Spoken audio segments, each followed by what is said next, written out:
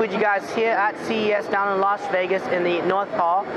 Greg's not here with me today because he's busy with one of our customers up in our meeting rooms, but I want to give you guys a quick tour of the Fujifilm booth, again here at the North Hall in CES. And again, we're going to show you some new models that we introduced for 2011. These models have not been released yet.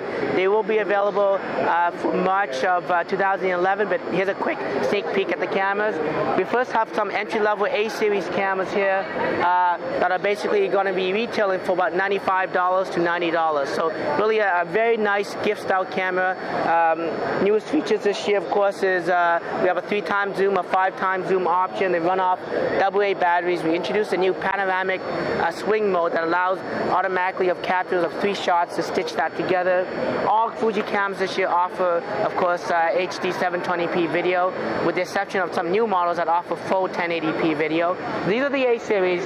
We have our JV series. These are the lithium-ion entry-level battery cameras that are out in the marketplace. We have a 3x zoom model. We actually have a 5x zoom model, which is extremely slim. Very nice brushed metal finish to this particular model itself. And of course, this is in black. We got it in silver. In Canada, we're also offering that in basically pink as well. We have a special T200 series. This replaces the JZ 10x zoom compact series. This is the 10x zoom cameras, one of the slimmest 10x zoom cameras out in the marketplace right now. As you can see, it's very, very stylish. Again, under $200 retail pricing on this particular model. Excellent quality. We then have a touchscreen cameras available both in blue and in pink. These cameras now, for $170 retail, we're offering touchscreen capabilities. One of the coolest features on this camera still is the ability to do the touch and shoot, which basically you aim it at a subject, and as you touch the screen, it's going to automatically focus and take that photo for you. So again, a very nice entry-level touchscreen camera here at the show, available at March 11th. So let's come down this way with me. What's very, very interesting this year is that we actually have some new upgraded XP series cameras. We increased the shockproofness of the camera itself with new hardened glass lens and LCD screens. They also incorporate a higher shock degree angle, about 10 meters, sorry. The design of the camera is a lot more tough looking. We have 2 different flavors, the XP20s, which are available in orange, black, blue, and green,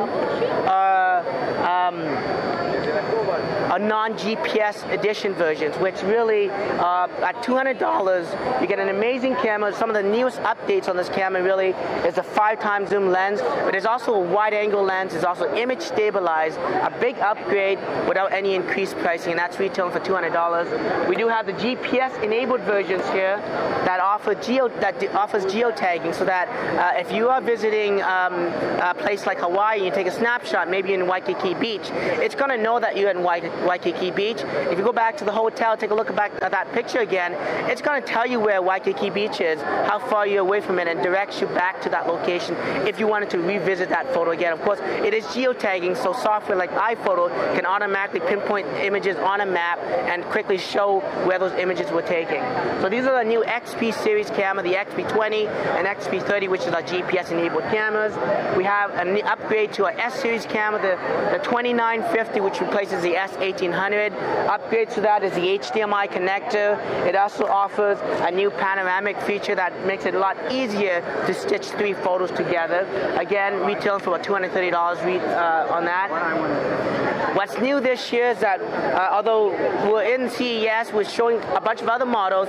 This one here is going to in retail in Canada with a 28x wide-angle lens, a 24mm lens, extremely long zoom, very similar to stylings of a 2950, but at a very, very competitive pricing, under $300. So a great value camera if you're looking for a nice long zoom.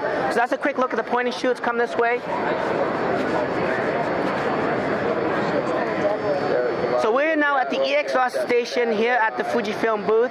We have showing our latest EXR CMOS sensor. So last year we introduced Super CC EXR. This year we incorporated our back illuminated CMOS sensors with EXR technology to give you the best of both worlds, on top of high-speed shooting, offering full 1080p HD video with stereo sound. We also have the ability now to increase the frames per second shooting rate, which is similar to an SLR, about 8 frames per second at full resolution. We have two models, the F500, which is a non-GPS enabled version, and we also have the F550 that offers, if you want to come a little closer, you can see the GPS module on the F550. And again, it's very similar to the XP30. It's giving you that geotagging feature that's being offered. These cameras, what's new again is really that combination of BSI, CMOS technology, and EXR technology combined. It now has a triple-core processor with a new vector graphics system on it. So not only is your user experience going to be a lot better by having nice, clean-looking graphic systems on the back, but the speed at which you take photos, the shutter legs, the shot-to-shot time has much been increased over the previous model, which was the F300. So that's just a quick look at the EXR model. We do have another camera down here called the HS20, and a little slight upgrade to the HS10. We offered now a dedicated hot shoe that allows you to buy a TTL flash that we are offering in two different flavors, which one has tilt and one has a more tilt and zoom and rotate feature. Some upgrades as well is that the screen quality resolution has been increased, and again, biggest piece change to that is of course CMOS and EXR in combination to give you better dynamic range, better low light, and offering full 1080p video stereo sound. So that's a quick look at the HS20. Come around this side.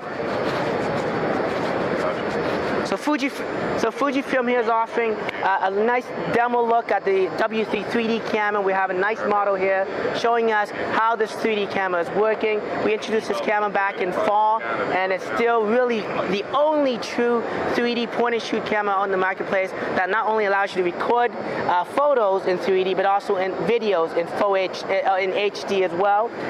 One of the coolest things on this camera, of course, is that it uses two lenses, so it gives you that same depth perception like the eye. So that's why we call it a true 3D camera system. And after you've taken the shot, you can see the pictures back on the screen using our special lenticular display or parallax barrier screen that allows you to see 3D without the use of glasses. So again, this is really the only point-and-shoot camera that offers that type of technology here down at CES.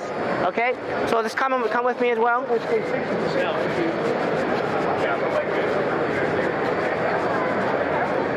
So here we have it. We have a camera up, ready to go. As you can see, the screen, because it is 3D, it's going to be a little bit difficult to see that because, of course, you're seeing that in 2D.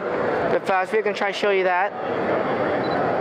And the bubbles really show how well this 3D camera looks because it gives you that, again, that sense of depth into that scene.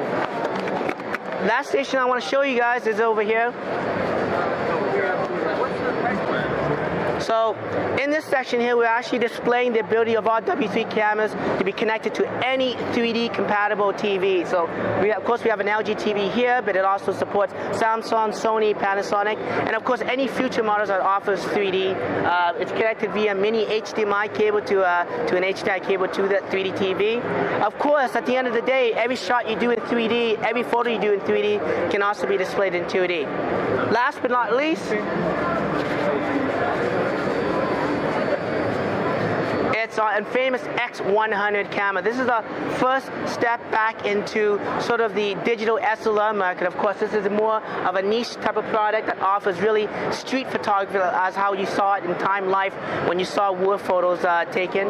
It's a 35mm, well, it's a 23mm fixed lens, which is equivalent to a 35mm f2, which provides you very excellent bokeh or shallow depth of field. This camera is really very retro. One of the most innovative pieces about this is the hybrid electronic viewfinder, which gives you the best of both worlds. You have an optical viewfinder, and as you tap the button, you have a heads-up display. It's like fighter pilots that give you all the shooting information that you need to control that camera. And then last but not least, you push that button in the front, and it slides down to give you electronic representation. And it's over 1.2, 1.4 million pixels, so it's high res. Very good for low light as well. What's unique on this camera, of course, is that it offers the APS size C sensor, which gives you, again, excellent low light capabilities. One of the kind for Fuji, really showing it here.